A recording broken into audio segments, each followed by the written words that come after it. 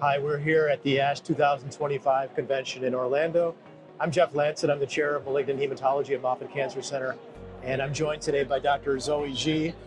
Dr. Xie is one of our outstanding junior faculty members in the Department of Malignant Hematology, and Dr. Xie has had a lot of interest and expertise in the field of precursor conditions in hematologic malignancies, namely clonal hematopoiesis of indeterminate potential, clonal cytopenias of unknown significance, and Zoe, you have some presentations here at ASH this year. Maybe you could just speak briefly to how the field of precursor conditions is evolving beyond just myeloid diseases, but also becoming relevant in the treatment of other cancer types, including cell therapy, which is where you have an oral presentation at this meeting. Yeah, of course. So for this oral presentation, we focus on the post-BCMA CAR T therapy.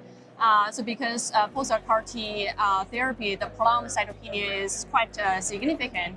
And this is something that we confront every day. As a researcher, investigator focused on clonal hematopoiesis, I'm certainly very interested in the biology, how the impact of the clonal hematopoiesis on in the context of CAR T therapy. So essentially in this research that we basically sequence the patient samples at baseline before CAR T therapy and the post-CAR T therapy day 90, and then to see the impact of the chip, whether it's going to impact the overall survival, other outcomes. So essentially, we didn't see any impact of the chip on, like the toxicities, ICANS, CRS, or prolonged cytopenia, or overall survival, progression-free survival. And then we think about maybe let's do a combination, maybe see not only the chip as a binary factor, maybe combined with cytopenia. So we adopted the CCRS clonal cytopenia risk score in this setting. Essentially, this risk score was developed in the context of in the precursor stage, and we applied this risk model in this patient population. We find that the CCRS can predict the post-CAR T cytopenia up to 1 year, and it is an independent risk factor for PFS and overall survival in multiple myeloma patients. So I think the impact is really broad, is because now we have seen these patients quite often in the clinic, and we now not only to react when we see the cytopenia, but more predict the cytopenia and to eventually prevent the cytopenia.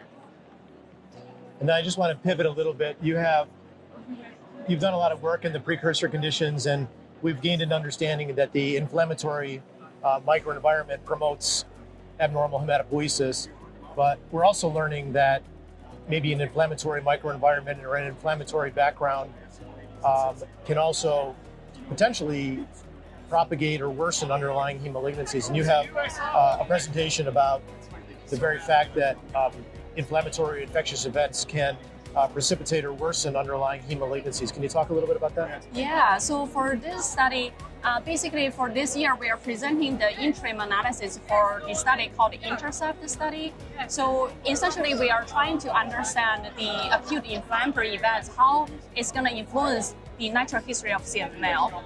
So what we did is that we enrolled 110 patients for the past 2 years, and then we prospectively collecting data, called the patients who collect the inflammatory events, and we collect the paired data, including the patient clinical data, the longitudinal samples, and the multi-omic integration, including the genomics and the proteomics.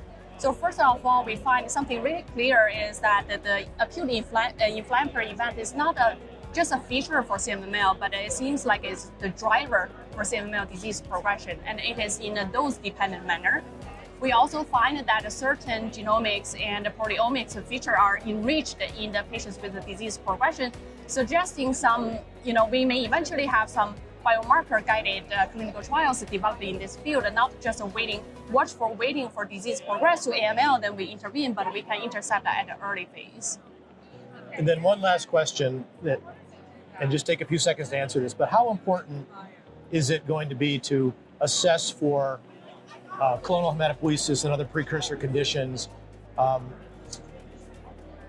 in cancer patients, and how will it impact how we approach cancer patients in general? You're running our precursor clinic, so maybe you can just share briefly with us how being able to screen for these conditions can impact Yeah, I think it's very important to do this is because now we have so many novel therapies and the long-term safety that we really need to pay attention to.